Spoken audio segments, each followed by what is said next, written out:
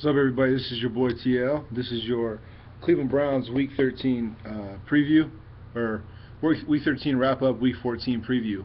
In Week 13, the Browns played the Bills in Buffalo. My first thought was the Bills would win that game. The Bills were very impressive against the Jets. They're at home,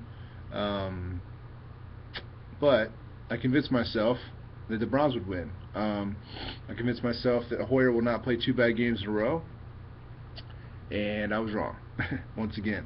So yeah, man, Hoyer really frustrates me. I know he's played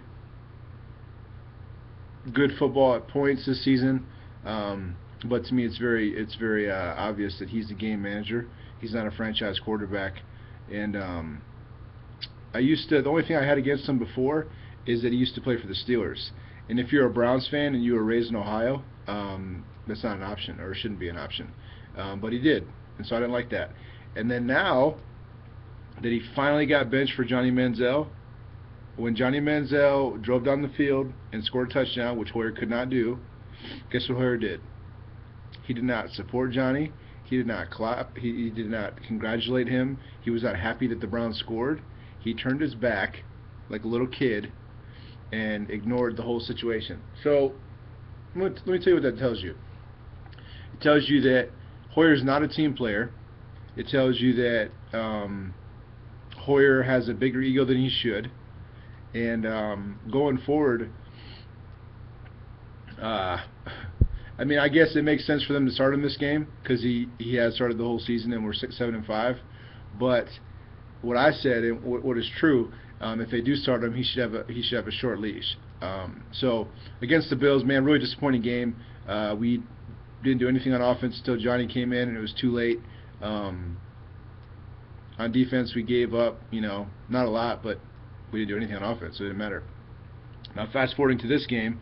By the way, there's a linebacker named Nigel Bradham that speared Jim Dre in the ribs. It was pretty obvious. He ran full speed, speared him in the ribs, and Dre was out for the game. That was a punk move. I don't like that dude. I'd like to kick him in the face personally, but I can't do that, or I won't have the opportunity to do that. So, for what it's worth, Bradham, he's up there with some Steelers on my Christmas list. Anyways, moving on to this week, we're playing the Colts. That sucks. I think they just said that the Colts have the #1 scoring offense in the NFL, so that'd be fun.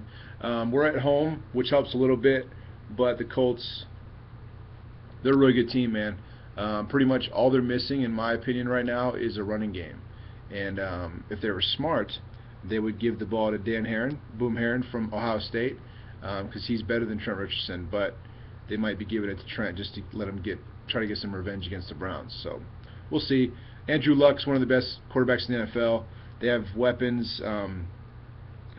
T.Y. Hilton, Reggie Wayne, Dwayne Allen's coming back from injury this week. Kobe Fleener, and also Dante Moncrief. He's a good little young receiver. So they have plenty of weapons, decent offensive line, but no running game. So if they're smart, like I said, they'll play Boom Herron, and he'll run for between 80 and 100 or over 100 against us. But we'll see how they treat the Trent Richardson, revenge game.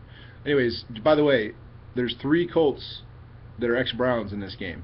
There's Trent Richardson, Josh Cribbs, and DeQuell Jackson. So that'll be interesting to see how they interact with us, see if a couple of them have said they'd jump in the dog pound if they scored, which is interesting.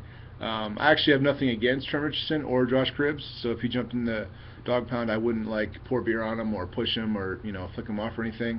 I think they deserve better than that, but I'm not in the dog pound today, so I don't know what they'll do. Hopefully we don't see that. Hopefully they don't score, but I wouldn't surprise me if one of them scored. But it'll be an interesting game based on ex-Browns playing us, and they have a very good offense. See how our defense can respond to that. But I'm not feeling confident at all, guys. We're starting Hoyer. Hoyer's not very good.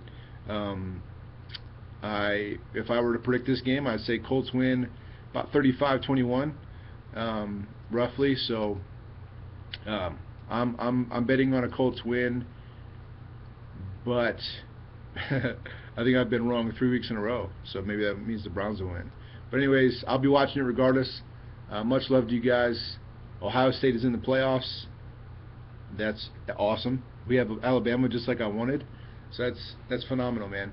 I'm ready to watch some Browns football. Talk to you guys next week. Woof.